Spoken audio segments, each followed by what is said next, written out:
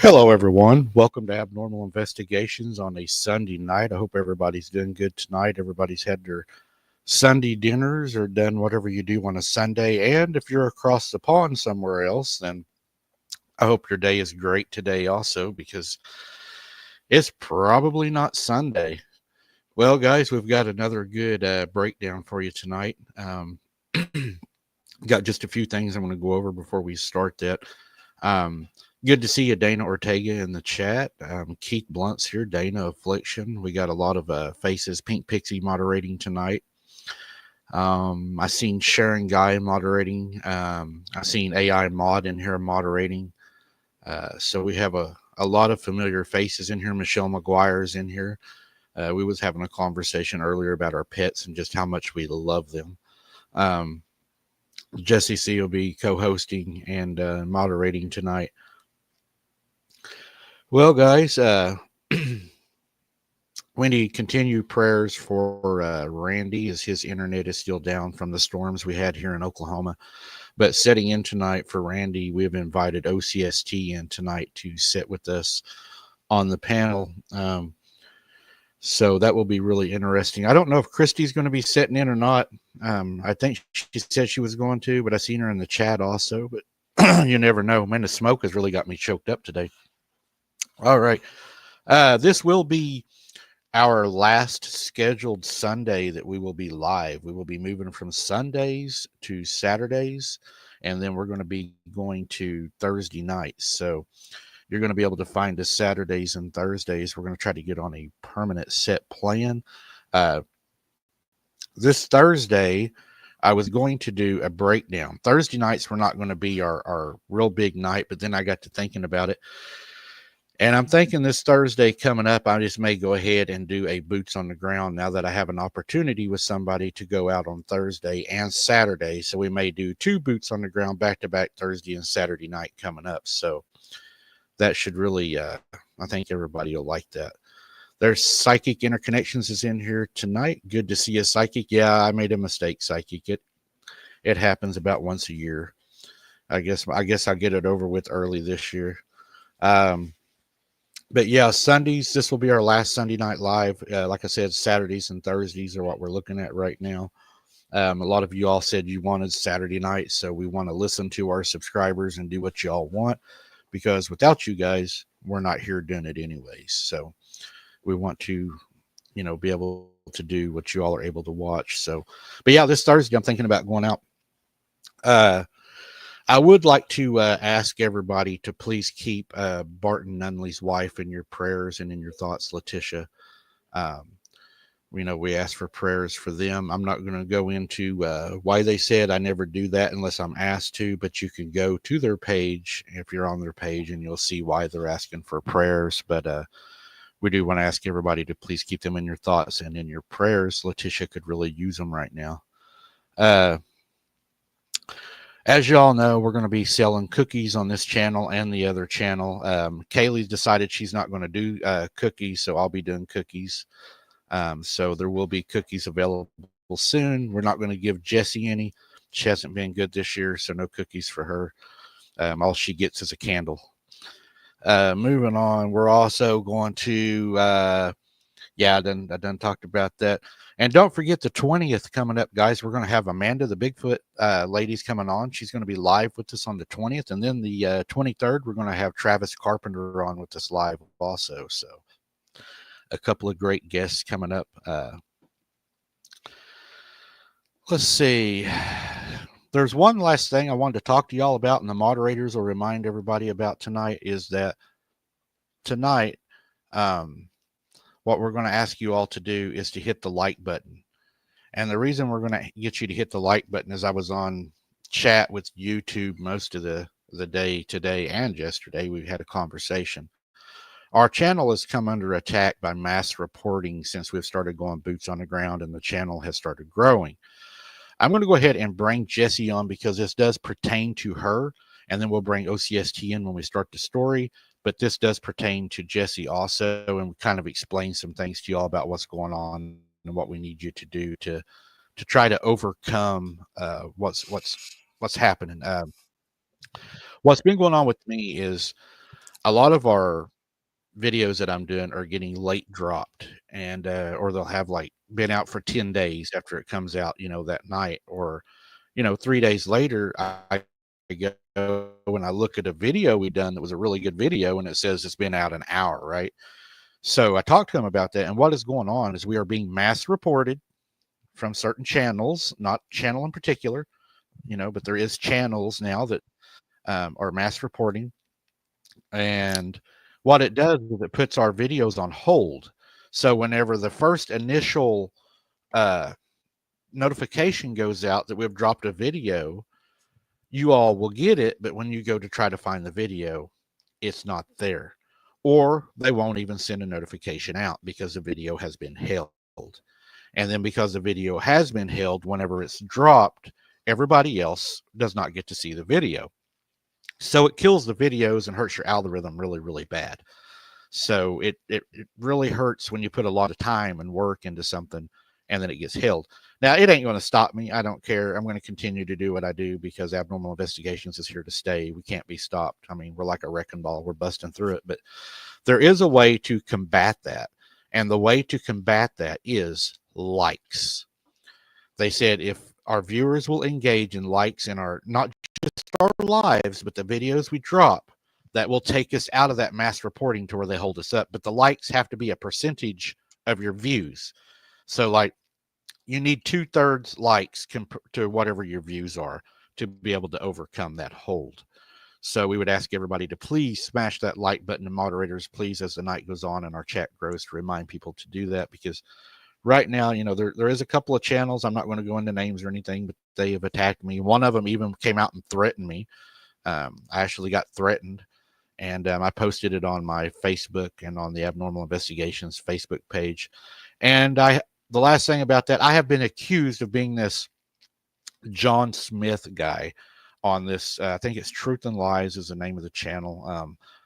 And I have no idea who this guy even is, but I wasn't even going to bring it up. I've been ignoring it this whole time. But if y'all want to know the truth, go over to Truth and Lies at John Smith. I've got his link on my page. His page is blowing up now, thanks to you trolls attacking me, and I'm supporting him and putting his name out there because I wasn't even going to get involved.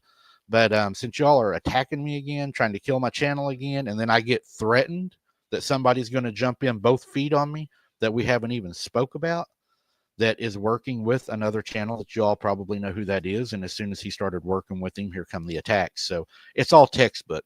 And I'm going to let Jessie tell you a little bit what's happened to her channel, and then we're going to get on with this. Well, the same thing's been happening with mine. The weeks that I have been going out and getting out to do the investigations, I am also getting mass reported. Being new in YouTube with my channel alone, I was having a little bit of trouble understanding why every single night my video would drop. It was not going anywhere, only to find out later on that, yes, it had been getting mass reported. I actually have a lot of stuff too that I have been working on over the last couple of weeks, since this is pretty much all I've been doing full time. And with the fact that I am getting mass reported, I'm a little bit leery about putting out work because the amount of research and editing and graphics and everything that I'm putting into the videos that I want to drop, it kind of scares me to put all of that out there and all that work into it only to have it destroyed by somebody else. So I will be getting stuff out there, but like I said, it really is going to take a lot of effort and help from the viewers to make sure that you guys are liking and passing around the information and sharing it out so that we can overcome these people. Yeah. You're muted, Mike. Yeah, werewolf started barking. I had to mute. It really hurts, but especially smaller channels like your channel trying to get off the ground, because I'm blessed enough to having the larger community. It affects me, it hurts me, but it doesn't do to me what it does to these smaller channels. And I think that's sickening that they would do that. But we're going to push through it. And we're just going to ask everybody to please hit the like button tonight. Let's get those likes really high tonight, guys. And that way this video won't be held up. And thank you, moderators, for reminding everybody to do that as people come in. We got a really good encounter tonight. It's going to be I think it's going to be another good one. Let's see, get this up and going. That's up and going. There we go. Okay. I think we're just about ready. I'm going to go ahead and throw Harold in here from OCST. Everybody, welcome Harold from a channel that we love working with and support. Hey, everybody. Hey, Harold. Hey, Jess. Good to see you. How you doing, Harold? Pretty good, Mike. Good to see you, too. Good to see you. We appreciate you showing up with us here tonight. You never know what's going to happen, but we do have a good encounter. I believe that everybody's going to enjoy. So I think you all will really, really, really enjoy this one. And as always, I'll go a little bit. We'll talk about it. We'll discuss it. And then we will have some of our subs and our viewers in here. They will give us their opinions, and we'll see if y'all can guess what's going to happen at the end. That's always the fun part of these. I like that, to see how close people can get. It's fun too. So I was lucky enough that I was able to. We have 13 now that people have sent in to me that I need to field, but I fielded this one the other day. And this one, I think, goes along good with the time of year that it is right now. The individuals that had this encounter, they actually had this encounter while they was morel mushroom hunting.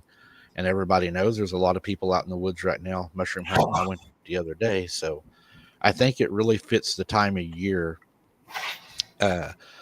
The mother in this video that we're going to be doing tonight and in this encounter, her name is Stephanie. The father is Robbie and the daughter is Jennifer. And of course, they're not going to share their last name or anything. So, which I don't blame them. I wouldn't want everybody knowing where I lived. So getting into this, Stephanie says, it was a beautiful day and we always go foraging for mushrooms. They like to go in the woods and forage every year. It's just something they said that they do together as a family. They enjoy going out in the woods. It's the beginning of spring. They get outside, the fresh air, the changing of the seasons, and you get to go out and you get to, gather and, eat mushrooms, and hopefully you find some, because sometimes some little things can be really hard to find. And she said it was just a normal day of laughing and enjoying ourselves. Have you all ever had morel mushrooms? Oh, yeah. Yeah. I grew up in Iowa. Plenty of them there. Oh, yeah. They're delicious. I love them things. I think they taste like steak. Oh, yeah. Yeah. I love all mushrooms, so When you fry them, they taste like a steak. I mean, they are delicious. I love them. Yeah. Fry them in butter with a little bit of garlic. Yeah. Oh, yeah. Last time I checked, I think they were over $40 a pound. Right holy now. cow. Yeah, Wow. they're very very expensive, and they can go higher if you dry them. There's people selling them for upwards of $50, $60, $70 a pound. So yeah, they can go really high. Stephanie says, we came upon a place that we had picked mushrooms out a lot. And she said, usually this was a good spot where we had found mushrooms. There's a lot of wildflowers that grow in this area, and they were just blooming. She said it was beautiful. It was like walking through a field in a forest of flowers. We all stopped and we looked at them, and Robbie even picked one up and placed it on her daughter's hair and Jennifer's hair. And he said, we were just kind of walking around, really just enjoying the woods. The only complaint they said that they had at this time was there was a strong urine smell, like a sulfur smell in the area. She said that was the only thing that they kept noticing is it stunk so bad, she said. But then it wouldn't stink, and then it would smell like it's going to be funny how she said this, but that's what she said. She said it smelled like strong morning urine. So she said they kept getting that smell, and they tried to ignore it because they're out there, they're having fun and everything, and they're getting ready to try to find some mushrooms. So Robbie says we continued looking for mushrooms, and we found this huge tree that had fallen. When we walked up to it, we noticed that there was a few mushrooms around the fallen tree. They were small, and it looked like someone had already beat us to this location because it looked like the bigger ones had been taken. There was places you could tell they had been harvested and places where somebody had walked around the tree harvesting the mushrooms. But there was still some small ones that had came up, and we went ahead and harvested those. Robbie says we continued to look for the mushrooms, and we seen a large mud hole. And of course, that got Jennifer's attention. We walked over to it, and it was full of crawdads. There was also feet print from the other foragers there. They had also been to the mud hole. The weird thing was, as it was a nice day, but out here, it is still a little cold and damp, and the ground is still cold in the evenings and in the mornings. And the weird thing about it was whoever was foraging mushrooms out here was barefooted. You could tell that they were not wearing shoes. And she says that whenever we got over there, we got to looking, and the footprints were kind of messed up around the mud hole where they had stepped on themselves and stuff like that, and where they had, been messing around the mud hole. But as they left the mud hole, they said the footprints became more distinguished, where you could make them out a little bit better as they were walking away. And whenever they got to looking, they said what was weird was we saw large dog prints, and it was massive. They were human size, but then it looked like the dog had stepped maybe where the human had stepped, because you had a human heel and arch with what looked like dog pads and nails. So we were kind of thinking that somebody had their dog with them down here gathering mushrooms.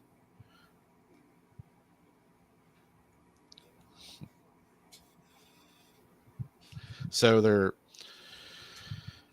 they've been out there, and they have this strong smell, and now they have found these footprints that they are now saying that they believe the dog has stepped in the same hole as the owners had stepped in.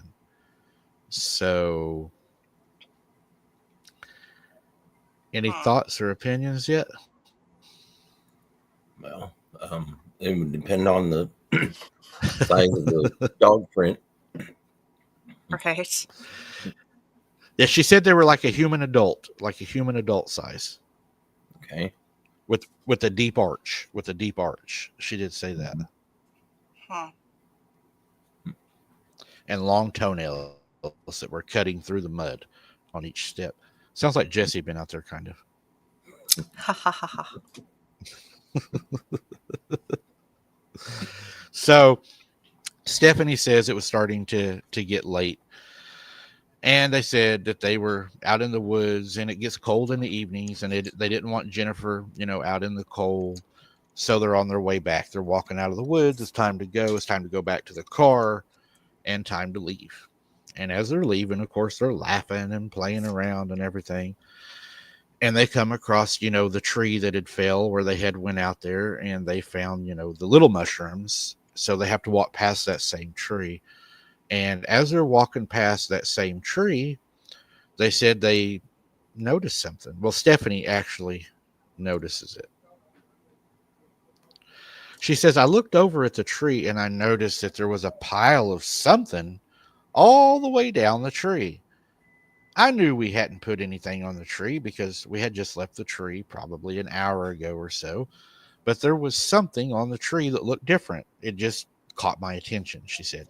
I didn't know what it was. It looked different. So I went over and I started checking, to see what it was. And of course, Robbie's like, every time Stephanie sees something, she got to go stick her finger in it. He's like, she's always finding something while we're out. She'll find like fishing lures, and she'll find, she said she even found a 6-pack of beer one time somebody forgot, and she insisted on taking it home that it would be fine.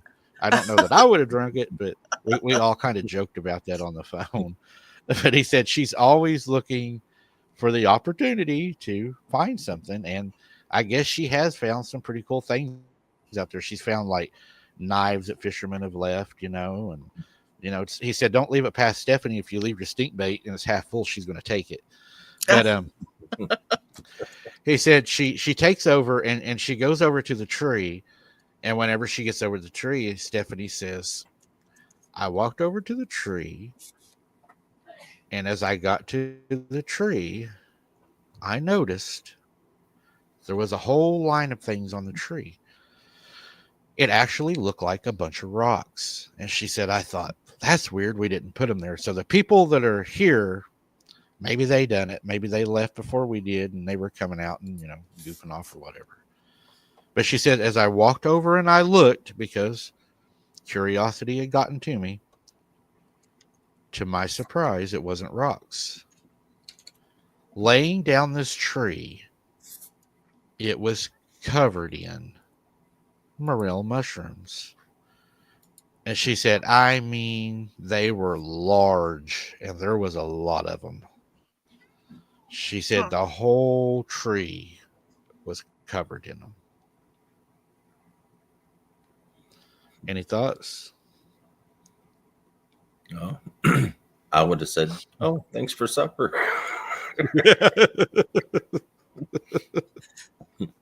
Okay, so I have to ask, since I'm not familiar with where morel mushrooms grow or how to find them. So what do they typically grow, or where do you find them usually? Where do they grow?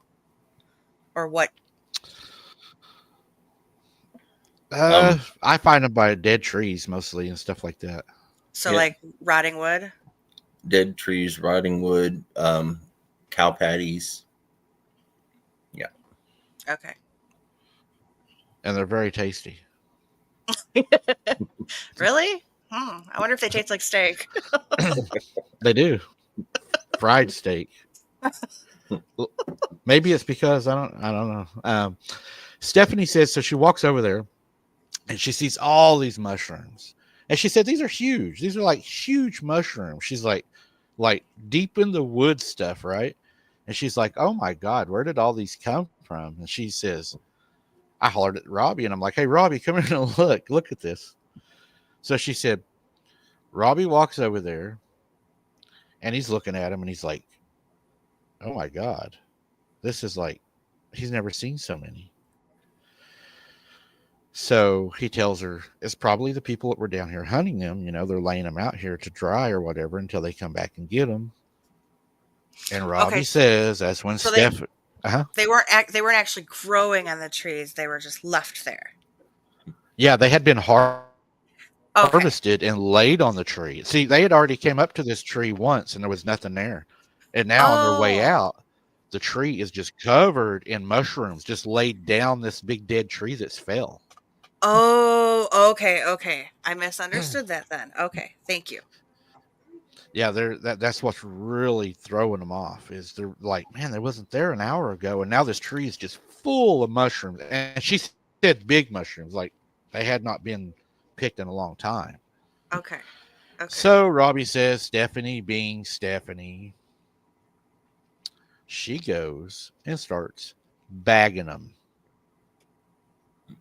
She's like, their loss, our win, right?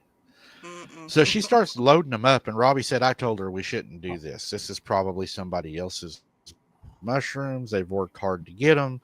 I don't think we should be taking them. And she's like, there's nobody around, and if we don't take them, the squirrels or something's going to eat them, so I say we take them. And she was in an ornery mood. He said she was laughing like a jitty kid. We're going to take these mushrooms and we're going to get out of here. And Robbie said, well, I don't see nobody around. So they start packing up the mushrooms. So Stephanie says they get all the mushrooms packed up and they're headed out of the woods, and they're all, having this fun time and, laughing about, oh my God, we could even sell some of these and make some extra money, because they got like bags full. And as they're going out, she said, I start getting this feeling that something's watching me. And she said, it's like this deep feeling that, something's watching. She said, I keep turning around looking and I don't see nothing. But she said, it's like, I think those people know that we took their mushrooms. She said it was just that feeling. And she said, I kept looking back. And she said, but there was nothing ever there as I was looking back. And then Stephanie says, I looked back one last time. And that's whenever I seen it. We were at the car. A large, dark figure standing in the shade of the trees watching us. I told Robbie, there are the owners of the mushrooms. Oh my God, they found us. He looked at us and Robbie yelled, run, they're ours now. He said, we were like, they're ours now. He said, so we take off. So we take off running, right? So they're running through the woods with these two big bags of mushrooms. And, these other people just went out there and probably worked their butts off, trying to get these mushrooms. And now they're in a full run for the car. They're like, he said, we are hooking it, man. He said, we are running. We're laughing. We're giggling, Oh my God, these people are chasing us, But he said we had such a long jump on them. He said probably 300 yards, So he said we wasn't worried about beating them to the car. He said we had a huge head start. But he said there was no doubt they knew we took their mushrooms, because it was muddy out there for one. Their footsteps are muddy going to their car. And he said their mushrooms are gone and we're running with big bags. He said, so they know that these people just stole their mushrooms. And people around here, and I think up where Harold lives, and especially the Appalachians, mushrooms is a way of life that people survive. And they will unalive you for taking their mushrooms really fast. I think they don't even want you on their even their hunting areas. They get very protective of their hunting areas, even if it's public land. Certain groups will claim it. So you got to be real careful while you're out there mushroom hunting. A lot of people get robbed too. Yeah. So she says, I look back one last time and I see this large figure standing at the tree line. And she's like, run, Robbie, run. And she says, we're running. And she says, as we're running, the kid, Jennifer, she was laughing too, saying, Mommy, what are we running from? And she's like, we got to hurry. We've got some mushrooms and these people are trying to take them. She said, I wasn't going to tell her we took somebody's mushrooms. So she said, we're running. And they get to the car. And she says, whenever we get to the car, there was a sense of peace because we knew we was way ahead of them, right?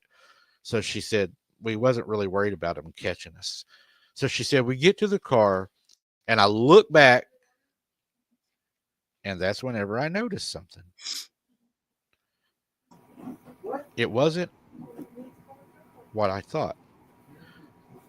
Whatever it was not a human. Now, I couldn't tell exactly what it was, she said, but I could tell by the way that it was moving that it was not human, and the distance it had closed on us was amazing. She said it's now within 50 yards of us. She said we ran about 30, and it's ran about 250 in the same time. Yeah. So she says, yeah. It's not human. No. And then she says, what it does next was amazing. She said it was running toward us, and of course our hearts are pounding. And then it done something that I know no man could do. It's still at a distance, she said, that I can't tell exactly what it is. And I'm still telling myself in my head, it's probably somebody, you know. She said, you still have that. It has to be somebody. We stole their mushrooms. She said, it runs up, it jumps into a small tree, like a smaller tree, she said. And it climbs the tree. And the tree, she said, is like whipping back and forth. And it's going up this tree like it's having no trouble going up the tree. And then she said, it leaps from the tree to a larger tree. And whenever it climbed the larger tree, she said it didn't climb it like a normal animal would, just go up it. It climbed it as it went around it. It's like it circled it all the way to the top. She said it gets to the top of the larger tree. And she said that's when, at that moment, I grabbed the kids and I chunked them in the back seat and I told them to buckle up and I told Robbie we get the hell out of here. She said I told him just go. And she said Robbie starting the car, and the next thing I know, she said the car is not starting because we had mud on the bottom of our boots, and whenever Robbie had got in, he had the gas pedal pushed down and now he's flooded our car. Oh no.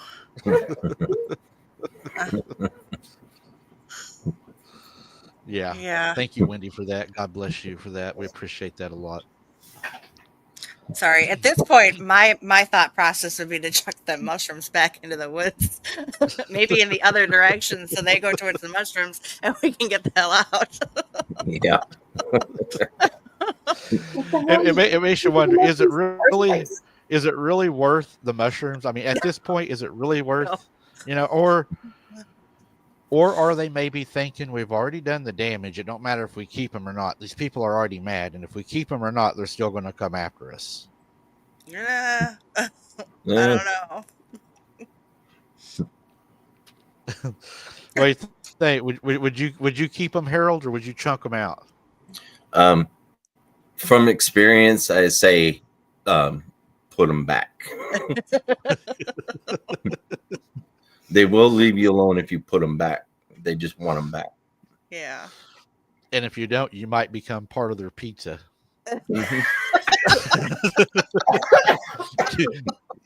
you might be the meat in the pizza. Yeah.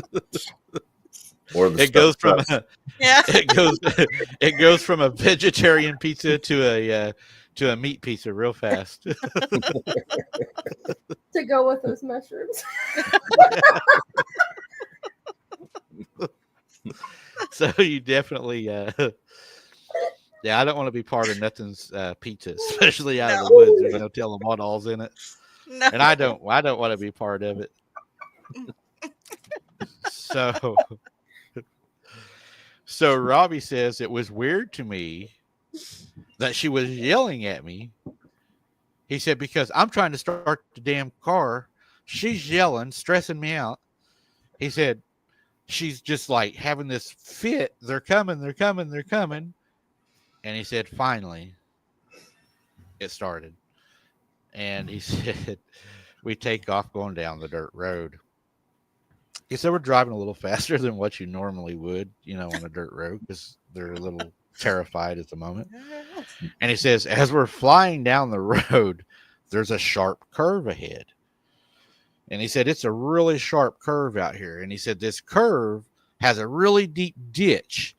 And if you go off into that ditch, he said, you're going to submerge your car. You're going to be stuck for sure. He said, so as we're coming up to the deep ditch area, he said, I slowed down. And we was making the turn through the curve. And that was whenever we knew that whatever it was really pissed off. As we made the turn, he said, I had my window half down. I always have my window down. He said, we heard something that sounded off and weird, but it was barking out of the curb. He said, I gunned it again. And as I went to gun it, it screamed. He said it was a terrible scream. He said Jennifer even started crying. And we told her not to worry, that it was a bobcat, that we were getting out of there. We were safe. We were in the car. But he said, I think even Jennifer knew that wasn't a bobcat because she's like having a fit. But, you know, They're and I'm sure Jennifer now has witnessed her mom and dad, about to have a stroke, trying to. I mean, you're running out of the woods. You got bags over your back. Your mom's yelling, "They're after us! They're almost here!" The car, is flooded.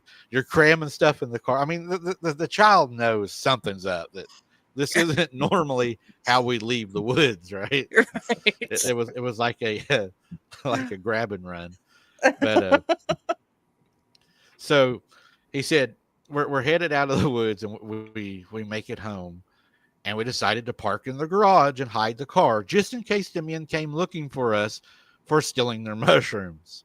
They are very pricey, and we didn't want no one to know that we had stolen them, especially to know where we lived, because we probably had several $1,000s worth of merchandise that we had taken. Wow. So they still think that at this point they're large men. Yeah. And now they're trying to hide the mushrooms that they have now stolen. And because they love to eat them. And I'm not saying this is what their thoughts were, but by what she said, I would speculate that they may even have thought about selling them, because I mean, they're saying we have thousands of dollars of mushrooms, more than we could ever eat. So, Yeah. I mean, that's a pretty good day in the woods, especially if you don't have to pick them. Right. They didn't have to do all the work.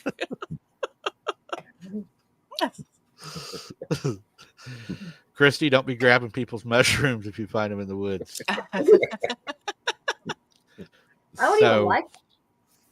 You don't like I them? like mushrooms. I love mushrooms, but I don't even like them. Why the hell would I even grab them out of the damn woods? Well, that just confirms it. That confirms it to me. I thought there was something wrong with you. Now I know there is. If you don't like mushrooms. Oh, be nice. Paybacks, cornbread. Just remember that. Paybacks. I got to give Jiffy Pop a hard time. So Stephanie says that whenever they get home, they hide the car in the garage, which is kind of funny in a way, because it's kind of like, I mean, you're admitting you stole something, because now you're trying to hide, and you're trying to hide the merchandise.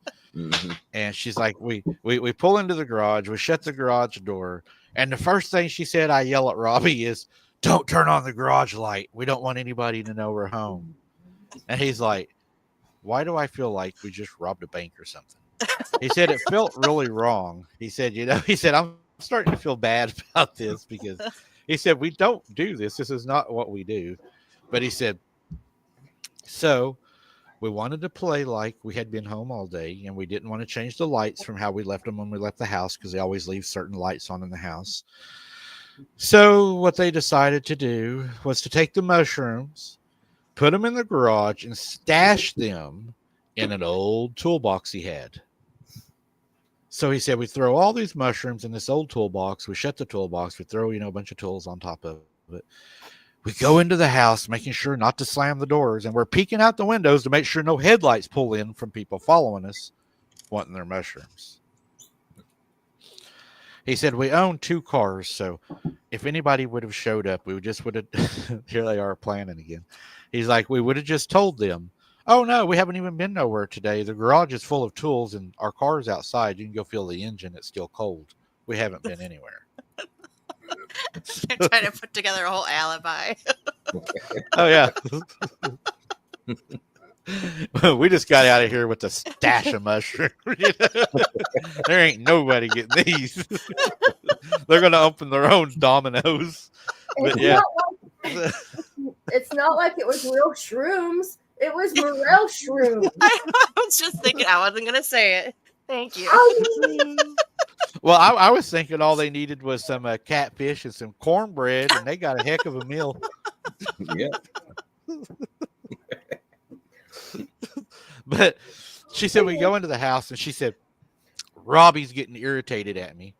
She said, because I keep telling him, don't turn on no lights, don't slam no doors, stay away from the windows. And Robbie's like, oh my God, did we really do something this bad? He said, are we going to go to prison? And he said, I'm sitting here Googling on my phone, what happens if you steal thousands of dollars of mushrooms and you get caught? He said, because he said because he doesn't want to go to jail. And he said Stephanie's acting like they've just committed this huge crime. So he's all freaking out. And he said the first thing that comes up on Google search is any amount over $500 is federal. So he said, I'm like sick to my stomach. And I'm like, do we need to just jump in the car and go down the road and just toss them, get rid of the evidence? He said, and then Stephanie looks at me and she says, we've already broken the law. And if you do that, then that's getting rid of evidence. And that's a crime too. So we might as well just keep them and enjoy them. So Stephanie's not getting rid of the mushrooms. It's come down to I think she's got her claws dug into the sacks. So these mushrooms ain't going nowhere. And Robbie is now an accomplice to a federal crime. So we know you're in there. Throw the mushrooms out. Those are ours. Oh. It was, it was a funny story, but it gets dark, trust me. But it was just funny because I mean, she was hell bent on keeping these mushrooms. Even when I spoke to her, she's like, "No, they're not getting them back. Finders keepers, losers weepers." So she still have them? I can't tell you yet, Christy. That would ruin the story. Sorry. No, you just So say, Stephanie I hear says- a voice, but I don't know who's talking. I don't know. I'm Yeah, not I giving keep you hearing. that. I keep hearing this voice. So, what do y'all want to add anything to that before I continue? What you think is going to happen? What you think is going on? And I'll throw some of our people's comments up too while we do it. I like to get them involved. Well, at this point, I would assume that it was a Bigfoot, but with seeing the dog prints down there, kind of makes me wonder, are they both down there, or was it maybe just a dog man, or I don't know. I have a feeling it's probably both. Both? Yeah, just the collection of the mushrooms would Yeah. fit the description of Bigfoot. Yeah. And then, of course, you have the dog man, which is getting agitated.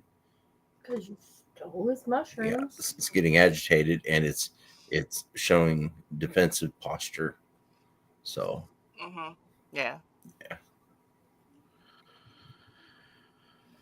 Yeah, I don't know, and I need to look it up, Harold. I don't know what nutrient benefits those mushrooms have. I don't know if maybe that would be why if they're high in maybe protein or carbs. I don't Yeah. know. I need to they're look that high in up. That might protein. be something. Protein? Oh, Yeah. okay. That could be why they want them too, because something that large with that much muscle is going to require a lot of protein. Mm-hmm. I mean, I know some people that say they lift weights that eat a lot of protein, but I think there is a line in the sand that you don't want to cross. Too many steaks will give you gout, so you got to be careful with that. Stephanie says they went into the front room and they turned on the TV. She said, I told Robbie he could turn the TV on as long as he kept it down. So Robbie's got the TV on, trying to calm his nerves, and he said he's trying to find anything on there to watch. And she says, so Jennifer went to her room to play, and she said, me and Robbie's sitting on the couch, cuddled up, watching sports. She said he loves to watch sports. That was a conversation in itself. She says, we have this large window in the front room. It's like a big picture glass window, she said, I guess. The TV sits near it. And while we was snuggled watching TV, and then I would run back and forth checking on Jennifer, I see something shadow run across our front porch, and it passed the window, and it was tall. And I was like, oh my God, Robbie, they found us. And she said, Robbie's like, maybe it was just a dog, because we got all the lights out. He said, we're in like hiding mode. And he said, we're sitting in the dark watching TV with the volume real low, and we're like hid on the couch. And I'm like, maybe it was just one of the dogs. So Stephanie says at about that time, they have a full-size poodle that they keep in the house.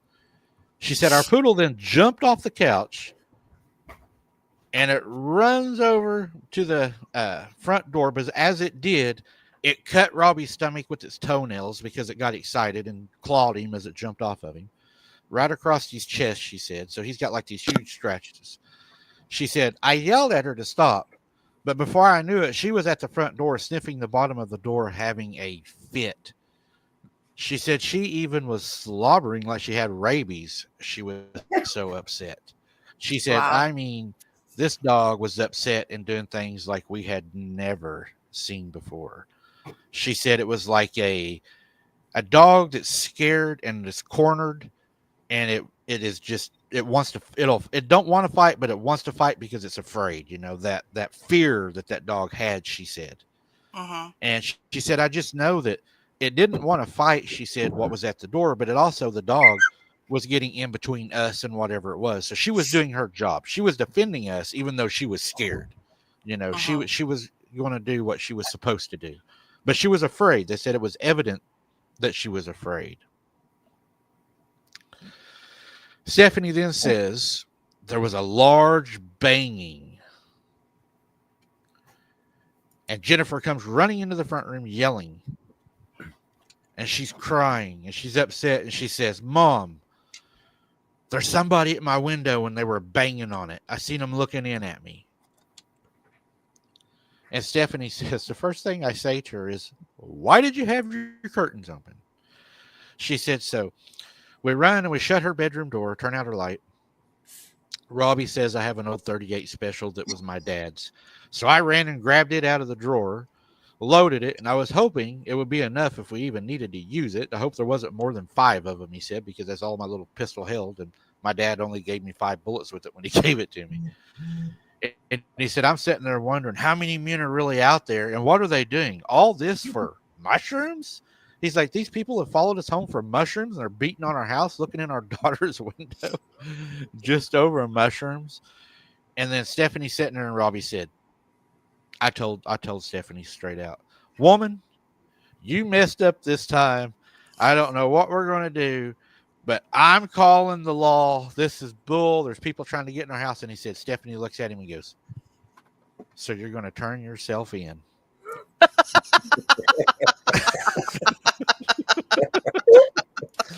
And he said, Stephanie starts going off on me saying things like, well, go ahead and call the law. Go ahead. Turn yourself in. Just you committed a federal offense. Just turn yourself in. I'm sure they'll take your report tonight. And she said, I don't understand his thought process. And he's like, I didn't want to die. He said, if these people had come to get their mushrooms, I was scared. He said, they're looking in our daughter's window. She's yelling at me. You're going to turn yourself in? You really want to go to Leavenworth over some mushrooms? And he said, I'm sitting there holding my phone, and I'm like, 911, not 911, 911, not 911. He's like, I don't know what to do. And then I told her, well, what if they break in and they come in after the mushrooms? You know, what do we do then? And he said, Stephanie looks at me, and he said, and it's like cold, chilling look. And she just calmly says, you shoot them. And then there ain't nobody to turn us in. And he said, I told her, Stephanie, this has went too far. We're already talking about people breaking in our house, and now we're going to use violence against them to keep their mushrooms. She reminds me of a few other women I know who've seen way too many true crime stories. She's got this. There's a big shoot. Oh, she's got this. It almost makes me afraid to go mushroom hunting anymore. To tell you the truth, if people are that, bold on them, I'm going to take me a bag that you can't see through so people don't know what you're carrying out of there. So Robbie says, due to the fact I didn't want to spend the rest of my life in a federal penitentiary, I didn't call 911. I figured I had better odds of dealing with whoever had followed us home. He said, I told Steph, we should not have took those mushrooms. They weren't ours, and whoever we stole them from, they are pissed, and we just need to give them back to them. He said, I'll just go to the door, and I will reason with them. So now he's talking about going to the front door, opening the door, and trying to reason with whatever's outside to try to give the mushrooms back.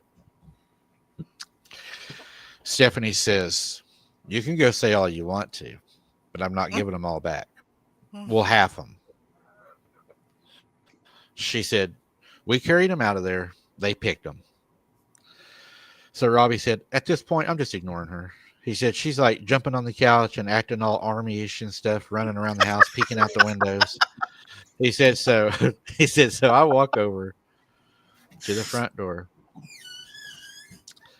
I put Minnie on her leash because the dog's going crazy."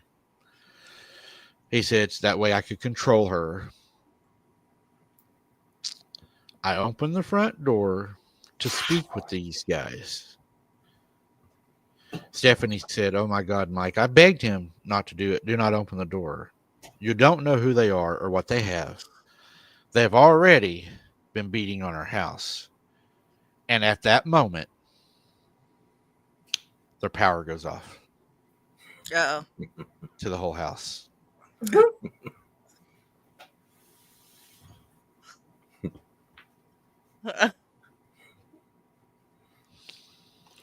So now they're in the dark.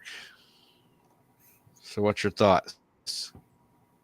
We're getting close to the climb to the end of it.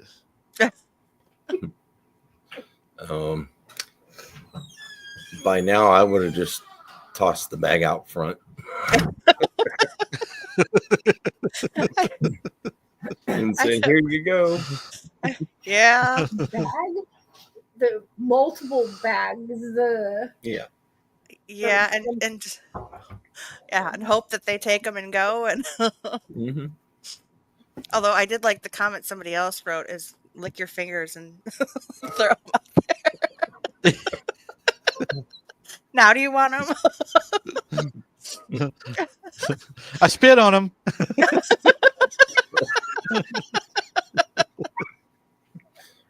I mean, if you really want the mushrooms that bad, go to your refrigerator and take out your T-bone steaks and put those out on the porch. See what happens. Yeah. Yeah. Yeah. Although they probably still would want them mushrooms because now they got mushrooms to go, or they have the steaks to go with the mushrooms. Yeah, 2 steaks or about 100 so pounds of mushrooms. I don't know. It's a toss up. Yep. I'd take the mushrooms, honestly. They have more nutrition. I love them things. Well, I They are- definitely would since I don't eat steak. So, there's something wrong with you too. oh, hush your face. I don't know about you women. So Hey, I like Robbie steak. says, "I went to the door and I'm creeping to the door." He said, "I'm scared to death." He said, "Because I'm figuring this is one big dude. One big dude." He actually said one big, and I'll say it like this: one big mofo.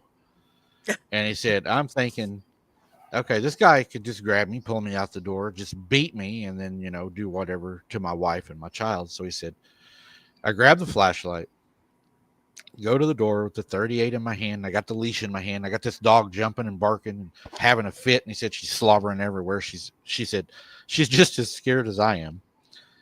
And he said, I walk over, I open the door just large enough to be able to yell out the door. And I say, "We took your mushrooms and you can have them back. We don't want any trouble, take them, just go home. We're sorry." He said, "I'm sitting here apologizing to the dark." And he said, "I'm scared to death and I'm apologizing." Nothing answers back. Nothing. He said, "I'm sitting there and I'm thinking, when are they going to start saying, okay, it's over. It's over." He said, nothing happens. He says, about that time, there was a whistle, like a somebody telling you to come here. And whenever that happened, Minnie ran out the door and got out of my hand with her leash, and I dropped my flashlight. And there goes the door, or the dog, he said, running into the darkness. He said, I was so pissed, but still I was afraid for her. So he says, I slammed the door and locked it. Sounds like he was real afraid for her, is what I thought. I understand why he did it. He's got a child in the house. Mhm.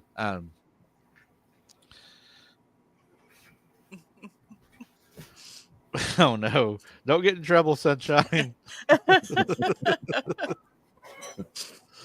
But he's like, nothing answered, and the dog's now outside running around. He said, now Stephanie's saying, I told you not to open the door. Now you've let the dog out, and blah, blah, blah, blah, blah. And he said, she's throwing a fit. She's pissed off. He said, so she goes in, opens the ice box, and he said, I'm mad. And I say, I thought we wasn't opening no more, turning on no more lights. He said, because the icebox has a big light when she opens it. And he said, she just turns and looks at me, he said, and pours her tea from way up high. He said, so I just turned around and walked back into the front room. He said, we're sitting in there in the front room, and he said she's sipping her tea, and I'm sitting there wishing she would have grabbed me something, but I'm not about to ask her, and I'm not going to turn on no extra lights. So he said, I'm just sitting there watching her drink this cold tea after we'd been out in the heat all day. And he says, while we're sitting there, I remembered, hey, the electric box is in the garage. So I told Steph I needed to go to the electric box in the garage. That way I could check to see if the breakers are flipped. That way I can get our lights back on inside of our house because Jennifer is terrified. Jennifer's scared. Stephanie says, that's fine. Yeah, I understand. She said, we do need to get the lights back on. I would feel better also. And he's like, when you go into our garage, you walk out the garage door and down the steps, and there's a door behind you that goes from inside of the house in the kitchen down into the garage. So she could shut that door and lock it. And then he said, you have a closed garage door also. So you're still in a controlled environment. So he told her, when I go out into the garage, just shut the door behind me, lock it, and then I'll do a special little knock to let you know it's me and you let me back in. So he says, I get over to the electric box and I'm walking out in the garage and I'm looking at the electric box. I open it up, and that's whenever I seen the problem. The main breaker in the box had been thrown. I turned it back on, and everything kicked on back to normal. But as soon as I did, something started banging on the garage door, and it startled me. I jumped hard. I screamed. And then whenever I heard what sounded like heavy sniffing, I turned and looked at the window in the garage, which is about 12 feet off the ground. I see what looks like a human head covered in hair with long pointy ears on top. The silhouette's all you can see. But I hear this heavy, like, sniffing. And he said it starts banging on the window. He said, so I run to the door that she shut behind me, and I start banging on the door. Stephanie's not opening the door. He said, so I'm banging on the door, waiting for this thing to bust through the window. So I'm banging on the door, and I'm, wanting her to open the door. And he said, finally, after banging on the door, what felt like for eternity, he said, because I was scared to death, she opens the door. I run inside. We slam the door, and we lock it. The lights are on. I'm back in the house. The doors are locked. But then he said, I looked at her, and I was like, what took you so long to open the door? That could have been bad. I mean, it could have really been in the garage or something, and I needed in. And he said, she looked at me and said, that wasn't the secret knock.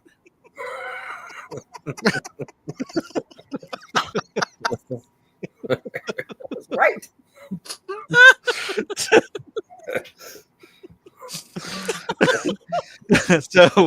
So he's terrified. He can't remember the knock, and she's not letting him in.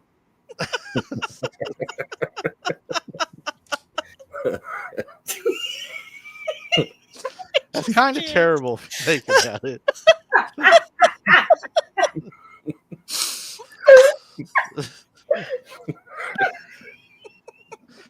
I mean, because when people are scared, they don't think about little things like, you're just beating on the door and wanting in.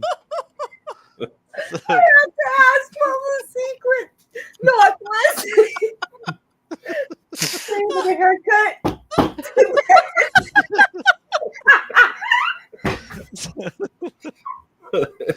so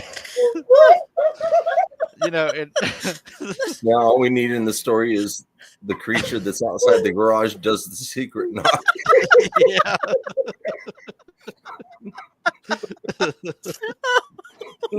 Oh Lord. Oh my god. So she raises the garage door. Oh God.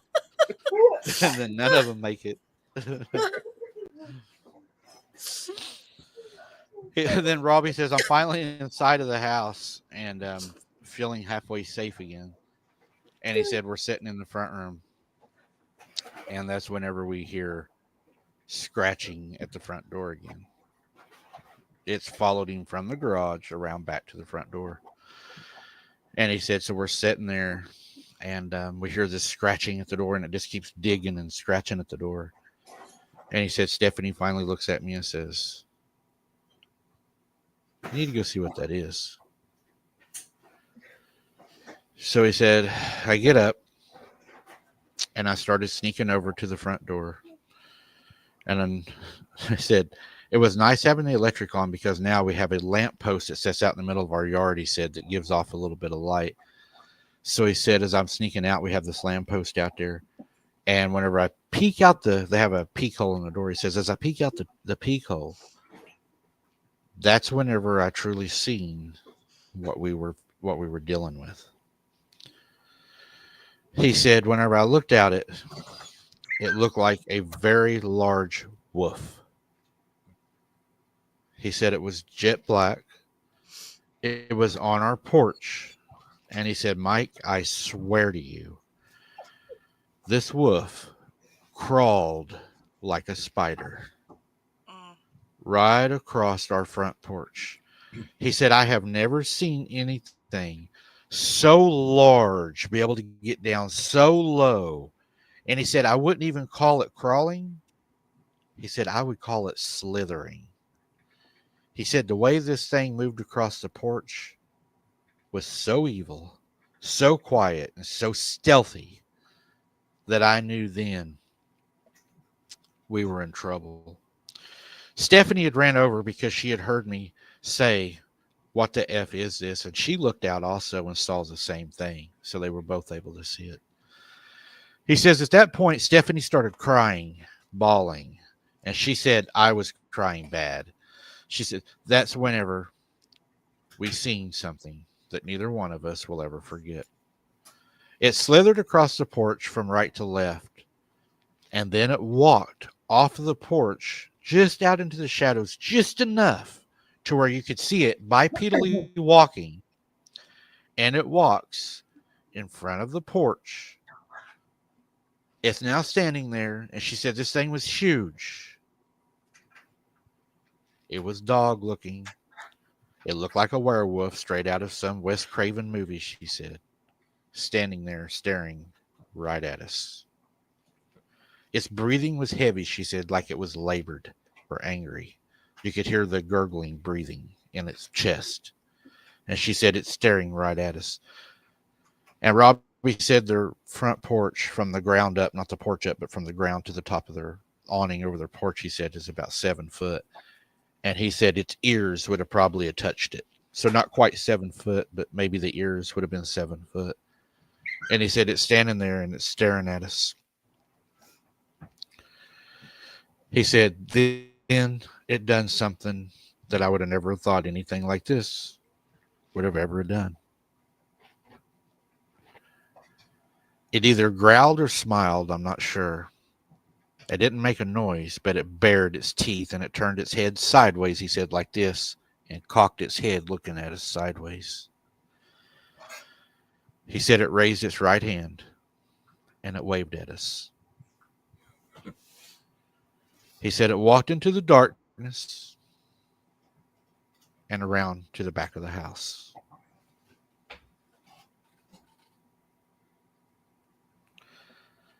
So, any thoughts on that so far? It's like, okay, you won't give the mushrooms? Where's the dog? Yeah. Yeah. We're still here. Mm-hmm. I don't know. I kind of got the raise the hand as, don't worry, I'll get him myself.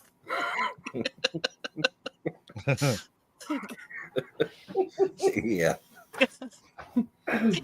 Apparently, he's got enough going on in there, so I'll just go get him myself, my man. You can deal with her. I'll go get him. Yeah. Mr. He's out Tim there Russell going, in the house. we Good to see you, Tim. understand. Sleep with one eye open. So, so he says after that happens, they go over to the couch, and he said Stephanie's like crying almost uncontrollably. He said, I finally get her calmed down, and then at the front door again, scratches start again. He said, I'm totally convinced myself at this time that I'm going to go to the front door, and if it's there, I'm going to shoot it. He said, so I pull the hammer back on this 38 special, and I'm walking, he said, with my flashlight in my hand, walking to the door. He said, I get to the door, and on the glass, you can hear like this, like scratching on the glass of the door. He said, jerk the door open, and whenever I jerk the door open, there's Minnie on her leash put around the doorknob. Oh.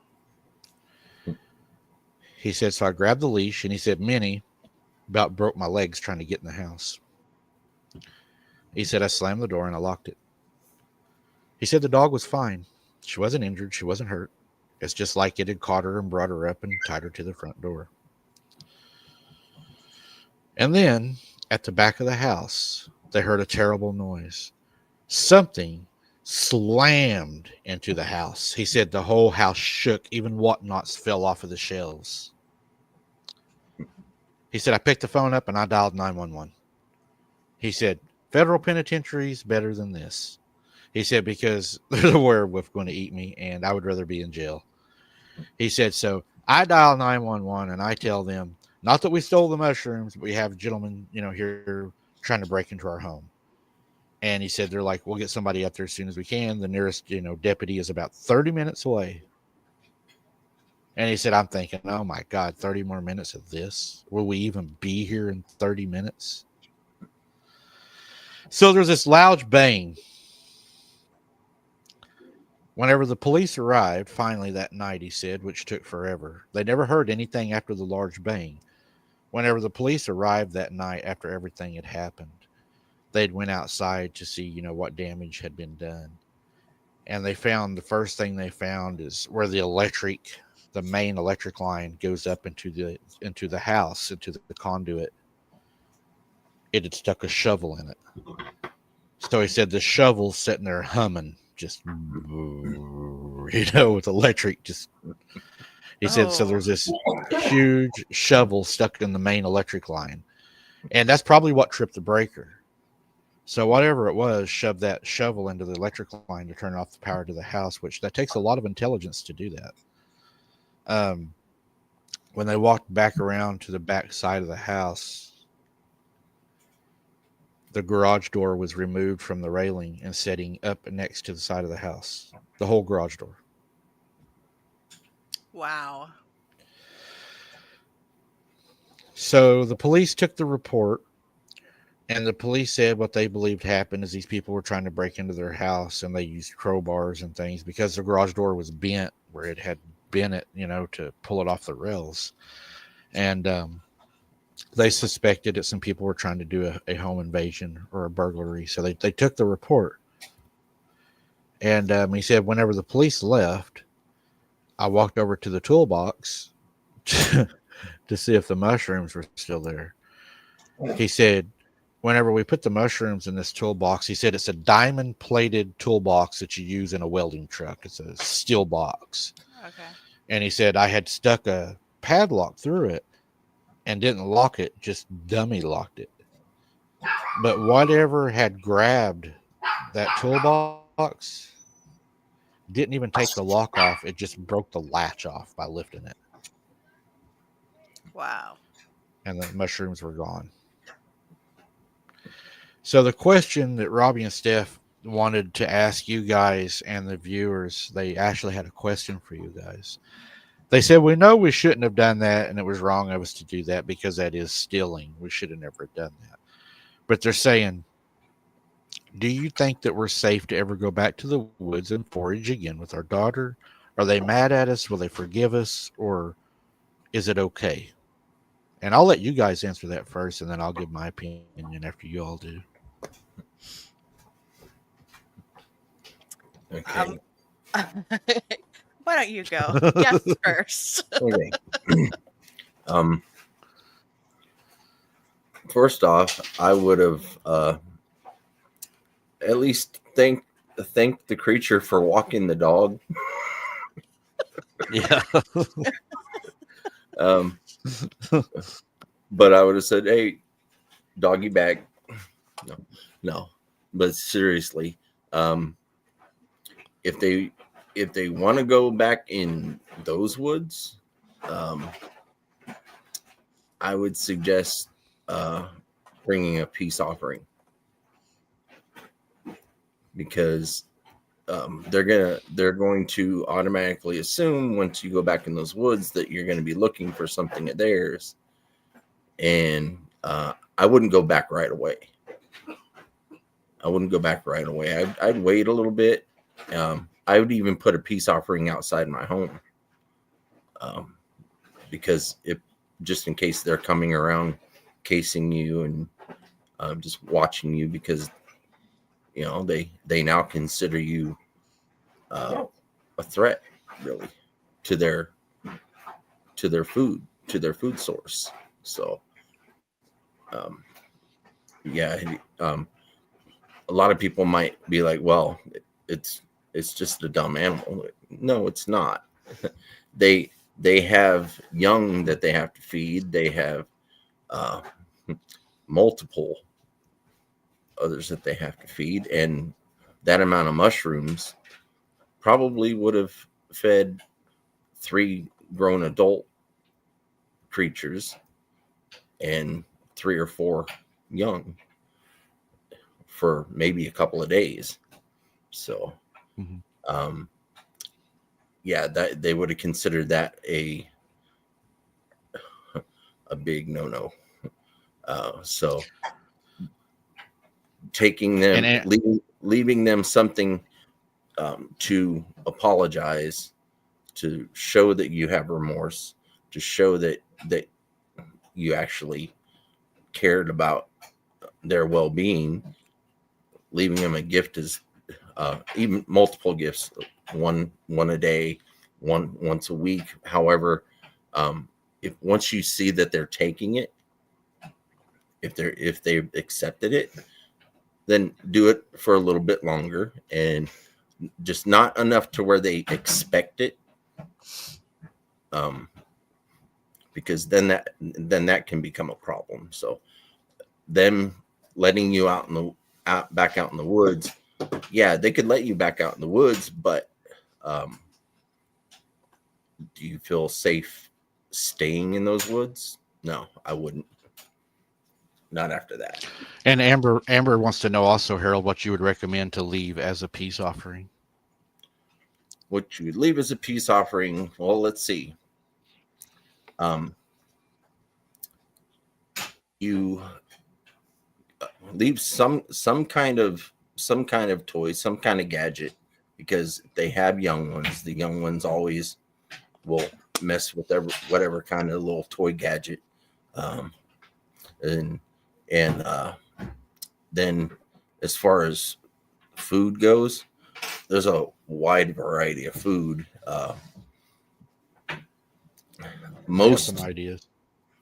Most of these things don't. You would think if it is part of a clan of dogmen and Bigfoot, you would think, okay, well, they got Bigfoot, so monkeys, I'm going to leave them bananas. They don't like No, candy. don't leave them bananas. They won't eat the bananas. The dogmen might, but the Bigfoot usually don't like bananas. So you want to leave like apples, oranges. Some don't like oranges, but some do. Pineapple. Pineapple, but don't leave them pineapple chunks. Leave them whole pineapples. You leave them the whole pineapple, they're more apt to eat it because it won't go bad as quick as chunks. So if you're going to leave them anything canned, make sure that it's like a twist top. If it's a twist top and you loosen it, don't leave them any, where you have to peel it open. Because if they cut themselves, they can get mad at you. Peanut butter is always on the top of the list. Just loosen the top of the peanut butter jar. Leave them a whole thing of peanut butter. It doesn't matter what size, as long as they can fit their hand in it. But every time you give them peanut butter, because that's nutritional and it's sweet. They like sweet stuff. So honey, just little fruits, except for pineapple, and then, like I said, anything that has a twist top, kind of food, chocolate. They like chocolate, milk chocolate, not so much dark chocolate. Give them milk chocolate because they like that. And then peppermint, they like peppermint. So, just little things. You don't have to give them a whole big pile of stuff. Just, like 4 or 5 pieces of candy,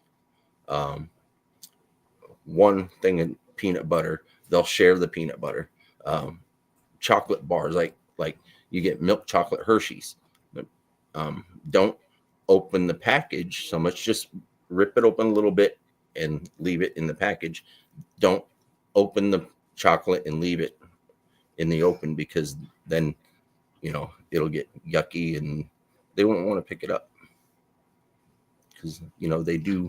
I wonder if they would eat olives. I don't know. I've never heard of anybody leaving olives. Well, they like mushrooms. Might as well put some olives on top of that pizza or whatever they're going to be eating it with.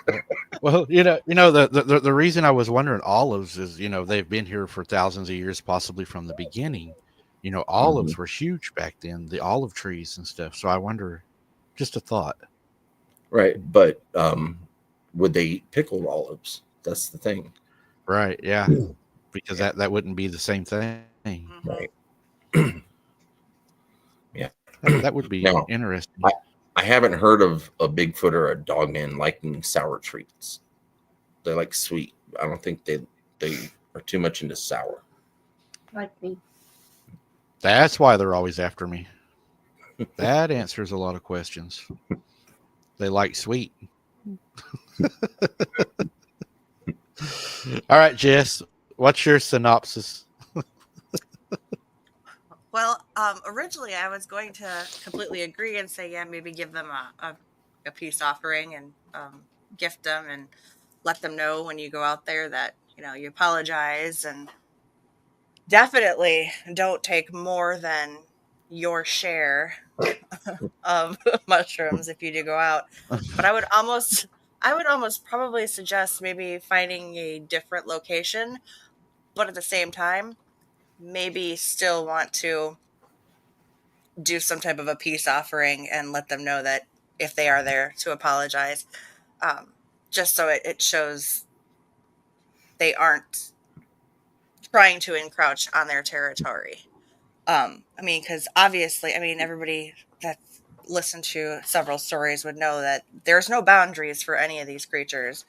So wherever the family decides to go mushroom hunting next time, most likely they're going to run into, if not that group of creatures, they're going to run into another group or be in their territory. So that would be my suggestion. But Yeah, and proceed with caution. Definitely don't take more than they really need or should take. Yeah. But You know, most indigenous tribes will tell you, if you take something from nature, replace it with something, and Hmm. it has to be something that is biodegradable. You don't leave a pen for taking an apple. Hmm. Right. yeah, I mean, I even wondered whenever I took the report and was fielding it from them, I wondered, did they leave the mushrooms out there as a test, or did they put them out there because they trusted that they would do the right thing? Um, it kind of sounded to me like these creatures were not focused on hurting people because they were, gathering. They were gatherers. They weren't, the whole time they were down there, if the mushrooms were left on the tree, then that tells me that they were all foraging together. It's just they never seen them. And it makes me wonder, hmm, so was I mean, evidently they wasn't going to hurt them because they were foraging together. There were no howls, there were no growls, there were no tree knocks, anything thrown at them. So it's Hmm. kind of like they were like, okay, we'll let the humans hunt down here. They didn't bother them. But then, you're nice to these humans that come down here, and the next thing you know, you've worked all day too, and I would say they probably burn more calories than we do. They're larger, they take more energy to move, and they probably worked really hard on gathering that food. And then you go steal that food, they have to replace it with something. And I think at that point, that may put you on the menu, you know. Well, and I think the fact that they didn't take the dog shows that um, good on their part. Because yeah, if they have to replace that with some type of protein, yeah, I would think that the dog would have been the first thing to go. I'm just glad when the dog ran outside if they didn't accidentally step in the poodle.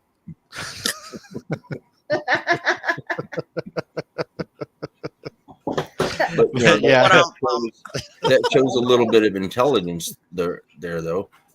It Hmm. wasn't the Right. dog's fault, so they didn't punish the dog.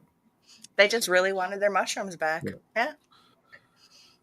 After Makes you guys sense. said to Google or what the nutritional value of a morel mushroom was, it's actually very high in protein, high in fiber, high in antioxidants Oh. and stuff like that. So you think about if they had, I don't know how many pounds of mushrooms, you were taking a very vital part of their nutrient, their mineral, their protein, their vitamin D, whatever it may be that they were needing it for. So I did Hmm. Google it as soon as you said that. Also medicinal. Yeah.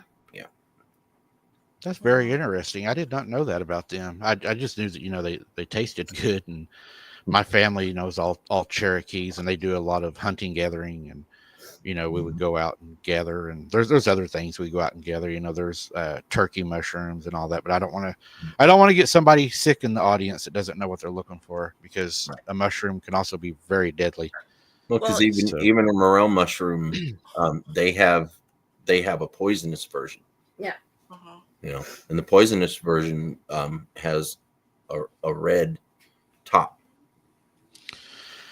You know, isn't the stem's not hollow either, right? Is that Right. right? The good ones are hollow and the bad ones are filled, right? The way you can They're tell a good morel from a bad is you look underneath, and the spines that are underneath that connect to the stem from the top to the stem underneath this, they have all those spines, right? Every uh-huh. mushroom has that. Well, uh-huh. um, the bad ones are will have none of those spines.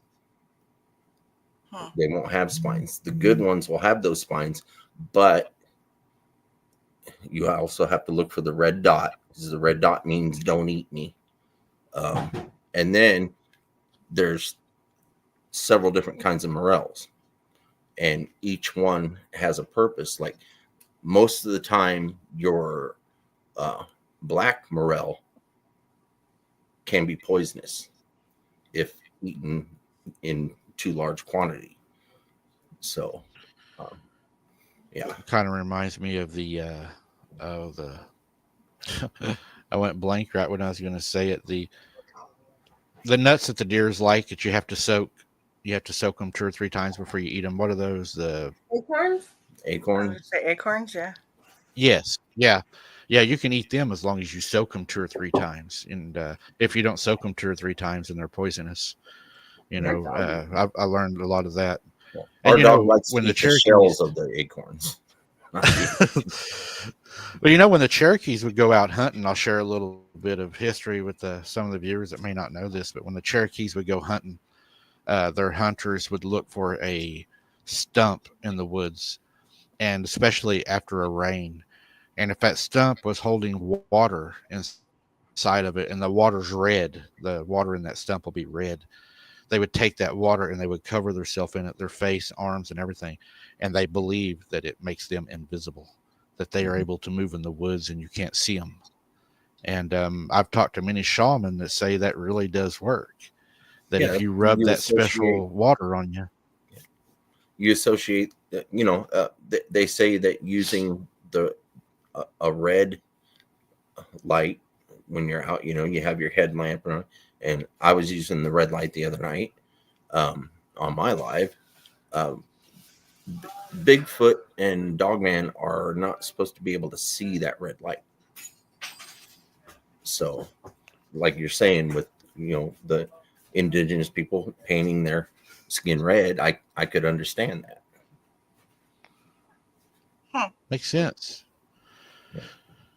So, Harold, since we're coming up on my time limit that your wife said that I could keep you, would you tell everybody about your channel, where they can find you at, and some of the things that you got going on, what you got coming up? I know y'all are trying different things over there, and I hung out with y'all the other night, so I want you to tell everybody what y'all are up to and put your channel out there. Yeah. If you want to check out our channel, it's OCST, Oklahoma Cryptid Search Team.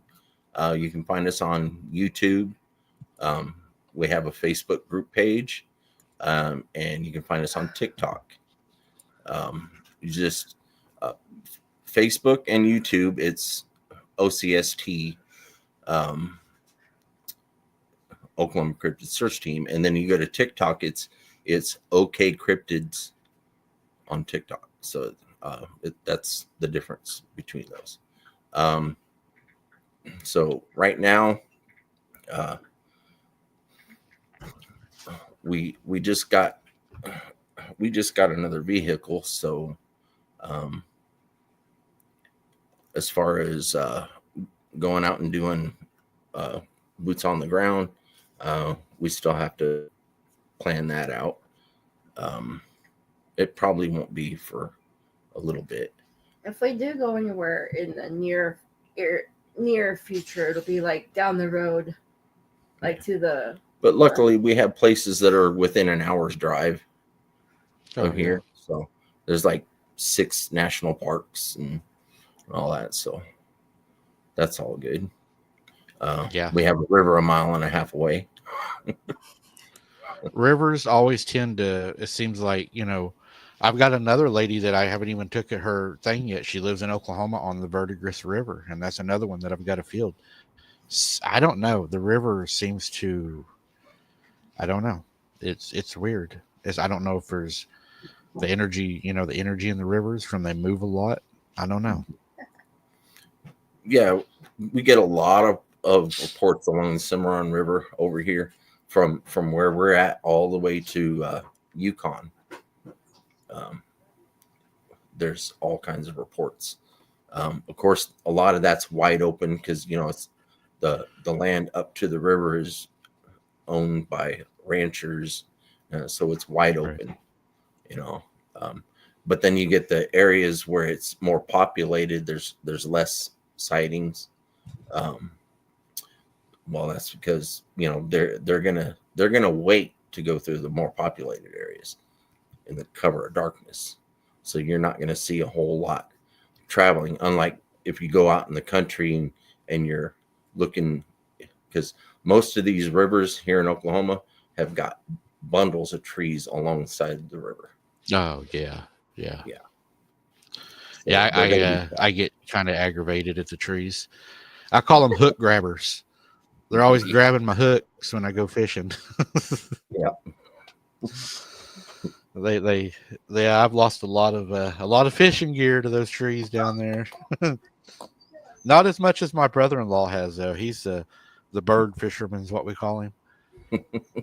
We always give him a hard time about that. But yeah, if we get everything worked out this year, we don't know for sure, but having the Squatch camp, which are like you and Christy to come and join us, and shoot, we could even wet a hook too at night. You know, there's a lot of good, oh a man, lot of good Jess fishing. comes. Jess has to come. Oh yeah, because me and Christy were doing Bigfoot pajama party. Well, you know, we got to have bait. So I mean, Oh, shut up.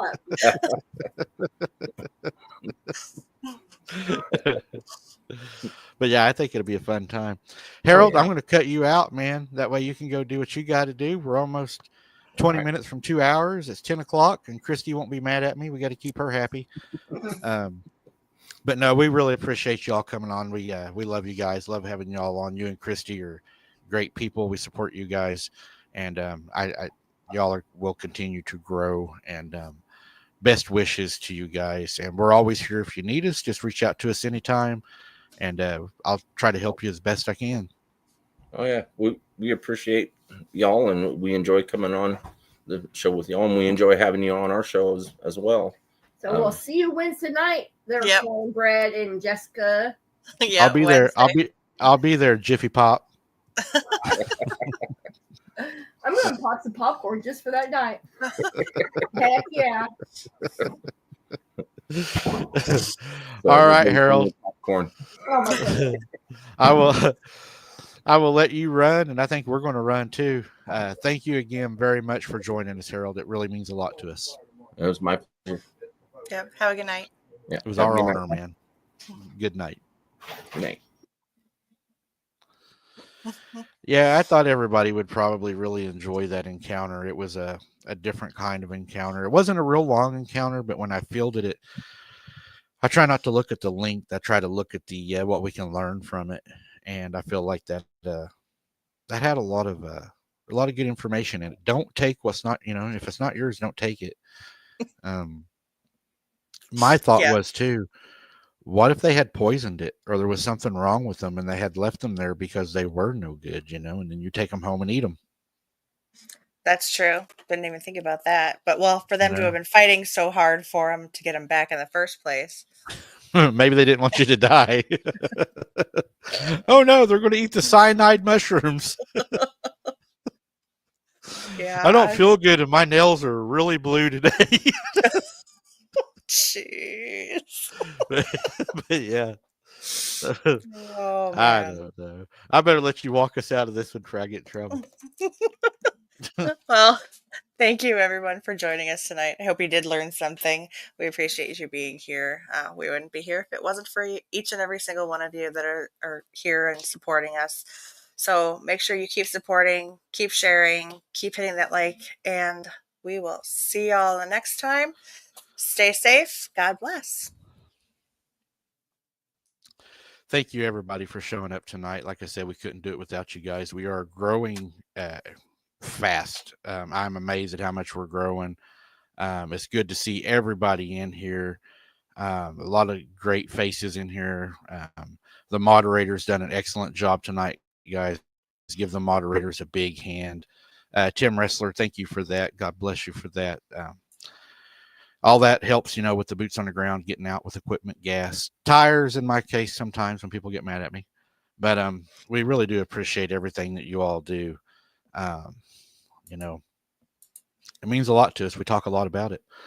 And guys, we're going to take off. Don't forget, coming up, we're going to have our next one, I believe, is Amanda. Is that right? And we'll also be on OCST. We're going to be on their show coming up also. Wednesday, yep. Wednesday. Yeah, Wednesday we will be on the show with OCST. So come over and check us out. And guys, fill it up with purple hearts, green hearts for Hunter and Logan. Hunter, I love and miss you so very much. I have not given up on you. I will see you soon, even though you may not know it. I am still fighting for you, buddy, and I will never stop. I promise. Dad ain't quitting. All right, guys. Keep your head on a swivel. Don't be something's dinner. And we'll see you on the next one. And don't be taking mushrooms that aren't yours. Good night, everyone.